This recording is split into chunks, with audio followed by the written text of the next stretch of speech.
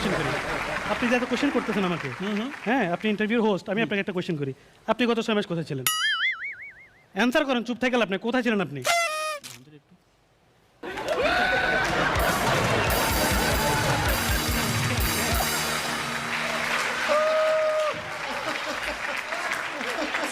আপনি কোথায় ছিলেন 6 মাস?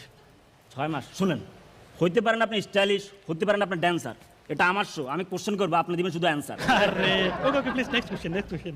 আপনি তো অনেকবার সহসভাপতি হয়েছেন ঢালিউডের, তো ঢালিউড নিয়ে আপনার সামনের প্ল্যান কি? ঢালিউডকে আপনি কই দেখতে চান? আমি ঢালিউডকে হলিউডের উপরে নিয়ে যেতে চাই। চাপাবাজি এটা বন্ধ করেন, কীভাবে এটা সম্ভব? অফকোর্স সম্ভব। কিভাবে? আপনি তো এটা জানলে অবাক হবেন না যে আমি প্রায় নিউ ইয়র্ক যাই।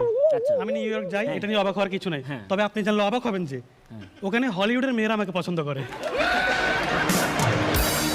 ওরা কি পাগল?